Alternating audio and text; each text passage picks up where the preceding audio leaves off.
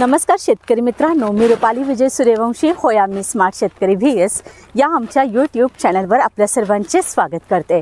चॅनलवर जर नवीन असाल तर सर्वप्रथम आमच्या चॅनलला सबस्क्राइब करून सपोर्ट करा।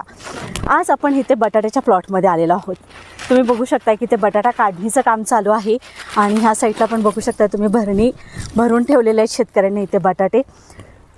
दुरावस्था अशी आहे की यावर्षी शेतकऱ्याला बटाट्याचं ज्या उत्साहानं शेतकऱ्यांना बटाटा केलेला असतोय, मागच्या वर्षी शेतकऱ्यांना भाव भरपूर मिळाला तसा म्हणजे ह्या वर्षीपेक्षा डबल भाव मिळाला म्हटल्यानंतर तेवढ्याच उत्साहानं यावर्षीही शेतकऱ्यांनी तसंच नियोजन केलेलं होतं।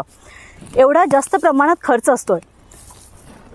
तुम्ही बघू शकता बटाटा लहान मोठा बटाटा आहे, निवडक माल शेतकरी गोळा करतात। अक्षरशः या शेतकऱ्याचं नियोजन असं असतं की ज्या मागच्या वर्षी भाव मिळाल्यामुळे यावर्षी त्यांनी मोठ्या प्रमाणात केला बटाटा, पण यावर्षी त्यांना भाव फक्त 10 रुपयेपासून 12 रुपयेपर्यंत फक्त भाव मिळालेला आहे।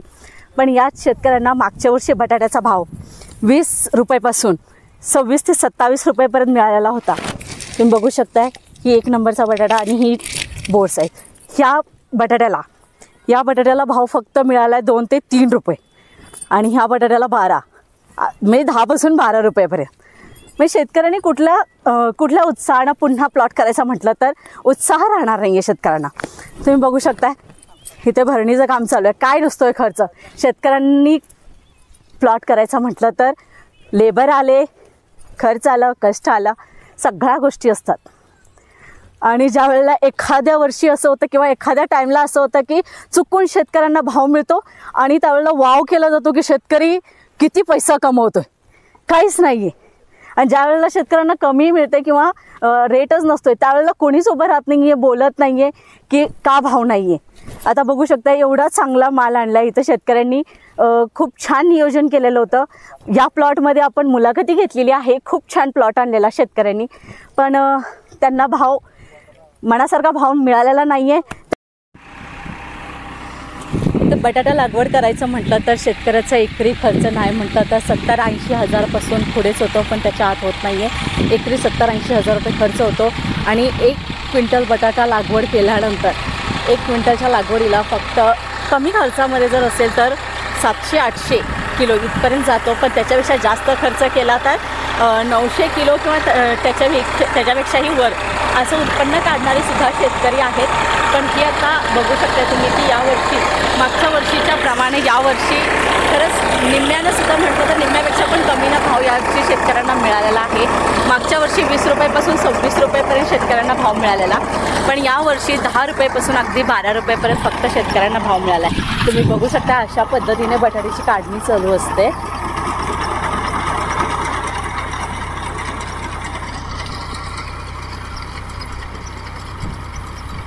ज्या उत्साहानं शेतकऱ्यांनी बटाटा केलेला असतोय, लागवड केलेली असते, तशा येणं जर त्यांना नाही फळ नाही मिळालं तर ज्या उत्साहानं काढणी चालू होते की आता सण आलेला आहे, दिवाळीचा सण आता आलेला आहे, जी शेतकऱ्यांना आस होती की असा पण माल काढल्यानंतर आपली दिवाळी खरंच खूप छान जाईल, पण ती इथे आपल्याला कुठेतरी दिसत नाही आहे।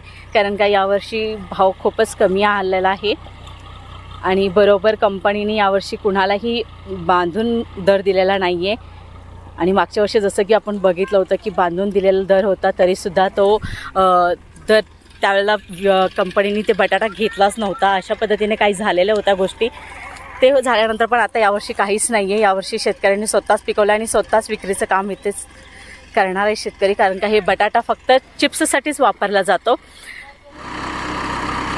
तर आपण जसं आजच्या व्हिडिओच्या माध्यमातून जसं पाहिलं की एकरी खर्च शेतकऱ्याला किती होतो आणि किती मेहनत करावी लागते शेतकऱ्यांना, मेहनत जाऊ द्या पण ज्या आशेनं त्यांनी केलेलं पीक होतं तर ते पिकाचा दर त्यांना मिळालेला नाही आहे म्हटल्यानंतर ही दिवाळी खरंच आनंददायी त्यांची नाहीच जाणार आहे, कारण का त्यांना म्हणावा असा भाव मिळालेला नाही आहे। ज्या आशेनं खटाव हा दुष्काळी भाग आहे, खटाव तालुका हा दुष्काळी भाग आहे, दुष्काळी भागात 4 रुपये मिळतील या आशेनं शेतकऱ्यांनी बटाटा लागवड मोठ्या प्रमाणात बटाटा लागवड केलेली होती, पण तो भाव इथे न मिळाल्यामुळे खरंच सर्व शेतकऱ्यांच्या मनात निराशा आहे।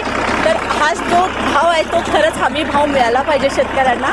आणि खरंच तो आनंदी होईल आणि प्रत्येक वर्षी प्रत्येक शेतकरी असं वेगळं काही करण्याचा प्रयत्न करेल. आता यावर्षी ज्या शेतकऱ्यांना नुकसान झालेलं आहे तर ते शेतकरी म्हणतात की पुढच्या वर्षी ऊस केलेला फायद्याचा. मग जी की आता बाकीचं बोललं जातं की शेतकरी ऊसाकडेच वळलेलं आहे, तर ऊसाकडे का वळतो शेतकरी?